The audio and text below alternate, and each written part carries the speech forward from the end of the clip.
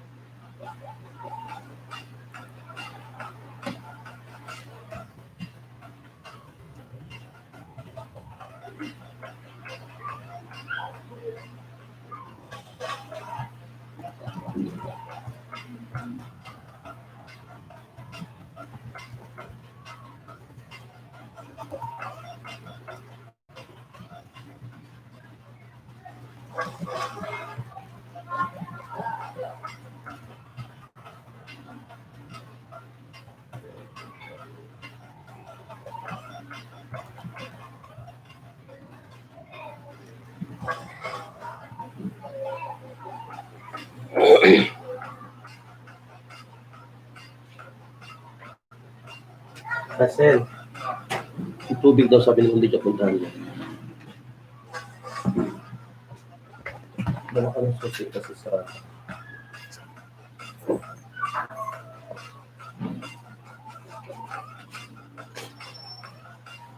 Dala ka ng susi niya. Ako naman.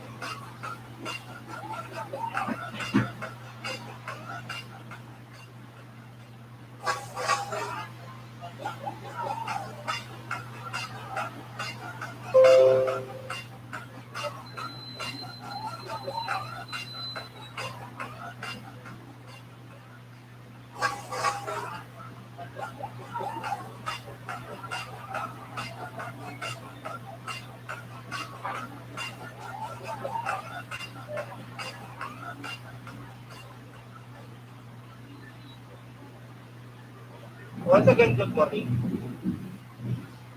This will be the morning right? No? Why do we write? I hope. The reason for writing, the primary reason for writing anything is to communicate with others, to stimulate interest or action from the reader. You may also use writing to help you to reflect on your experiences and learn from them. While at the college or university, a key way of assessing the progress and learning of students is by the written work they produce. When we write, therefore, we are either writing for ourselves or we are writing for others. Writing for ourselves, first, when we write for ourselves, it helps us to think, learn, and understand. Writing for ourselves is a private affair, so it may be shared with others. And writing for others, when we write for others, it is usually for assessment or publication for a wider readership. There is some question to ask yourself. Is my book a passion project? Am I writing this book to improve my craft? Will this book help me advance my career or become an expert in my field? How will I serve existing or never or new readers with my book? Is a book the best medium for me to express my ideas? Do I want to generate a side income from my book? And if so, how much? Do I have a plan for a marketing, promotion, and distribution of my book? And will book help me advance my dream for writing full time? So what will be the benefit of writing? Siyempre, ah, hindi naman gusto na natin ilabas ang idea natin, pero we have an idea behind it. There are certain benefits na pwede natin magawa sa writing. It is fixed, it is therefore more permanent. Okay? In a sense, you can keep coming back to a previous stage of writing and you may gain more benefits from reviewing it as a result. But, do remember that you do not have to submit your first draft.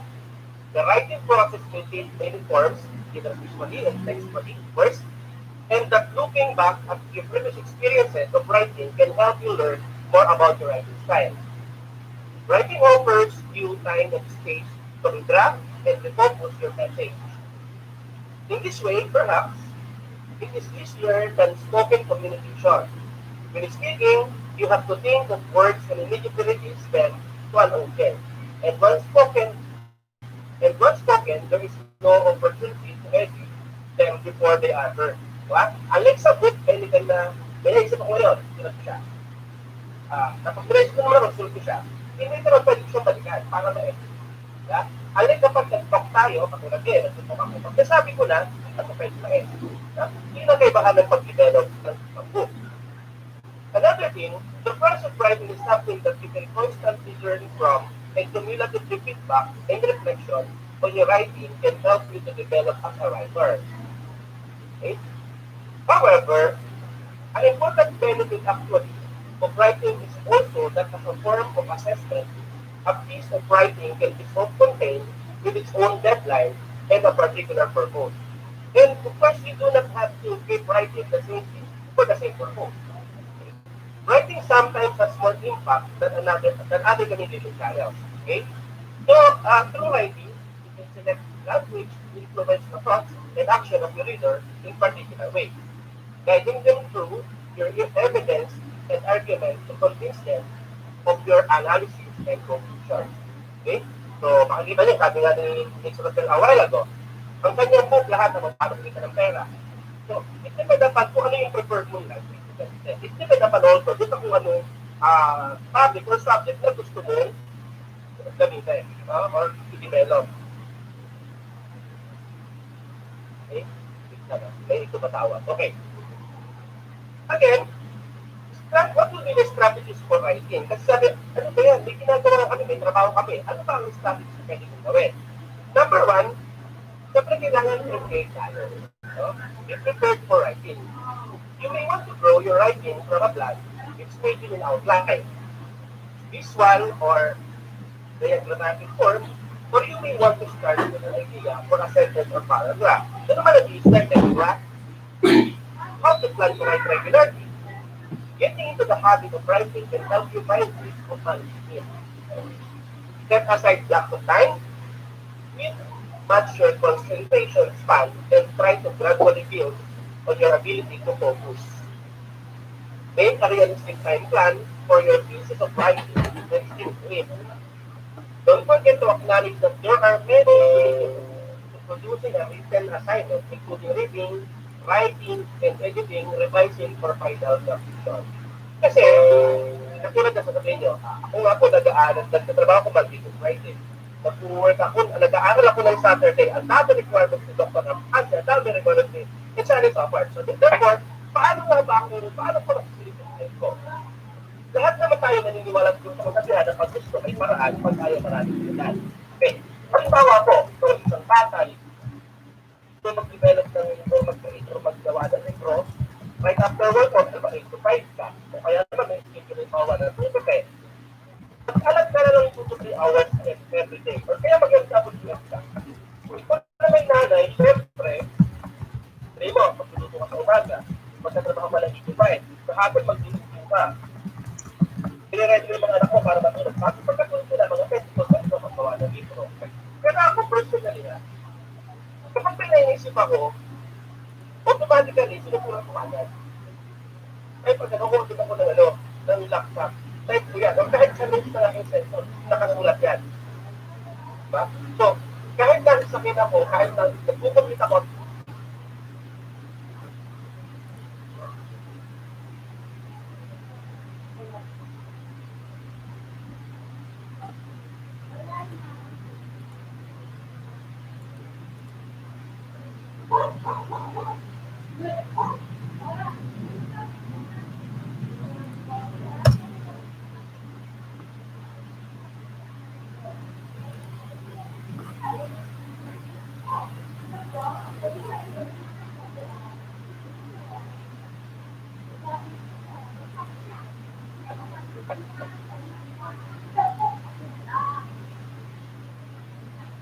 the working of our learning methodologies over to interactive content for preparation of our content.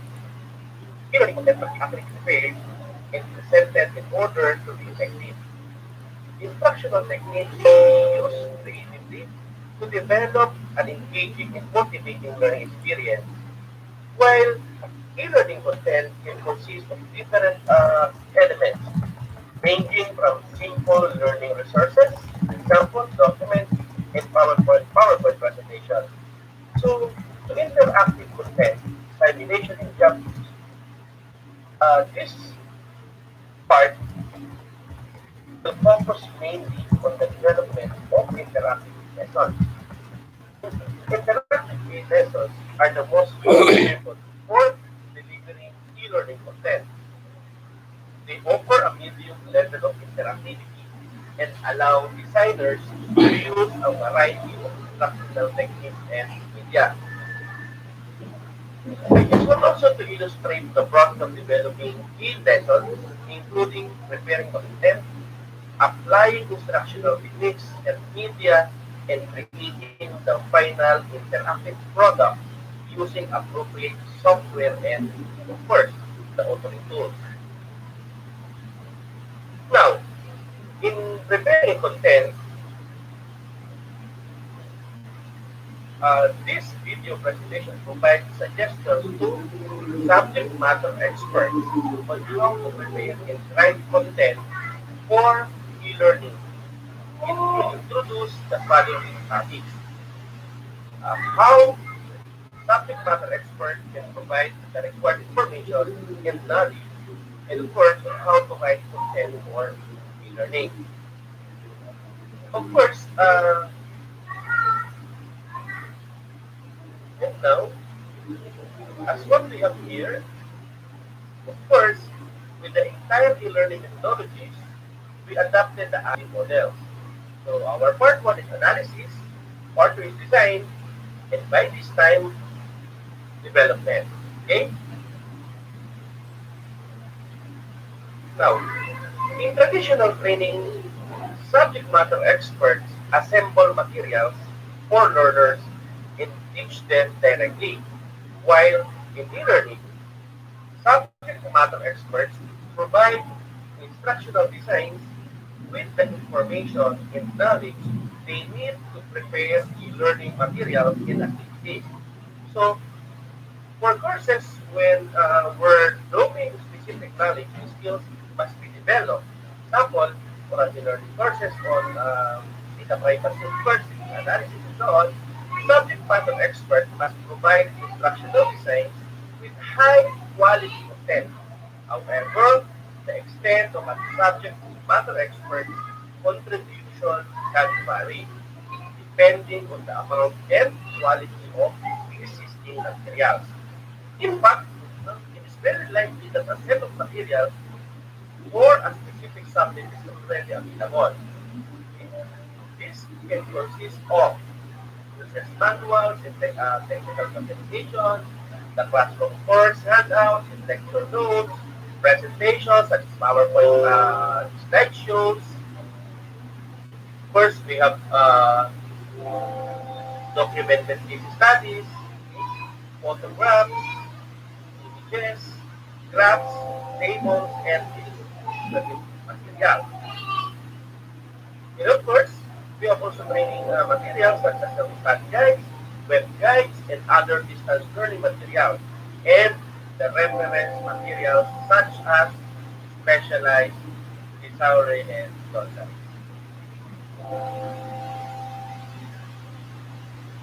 This will be another questions or always the questions I've heard from the instructor or teachers.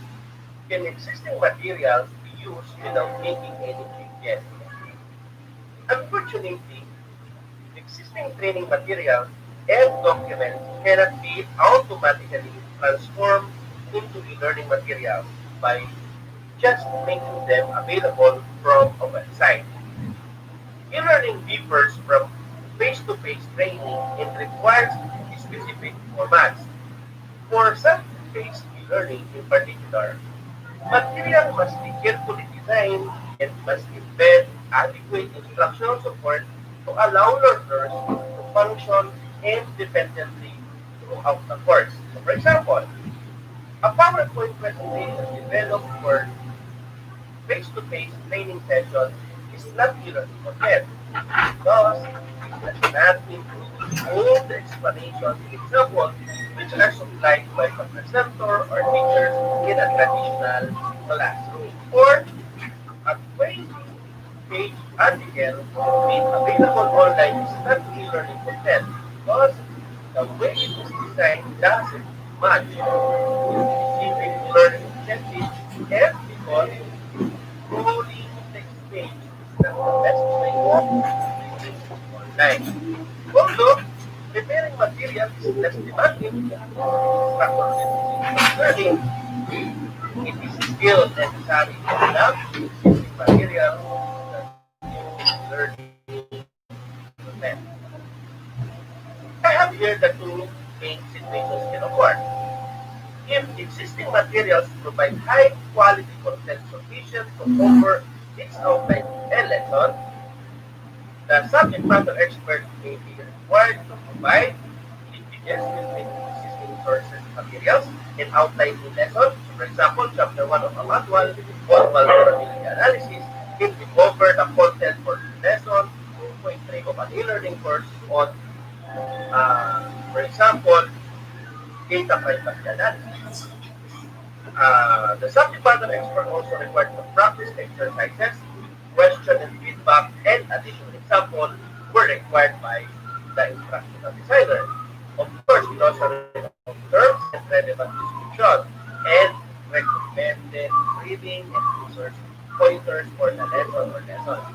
Then after that, the instructional designers will develop lesson storyboards which integrate content taken from different source material with practice exercises and examples provided by the subject matter expert.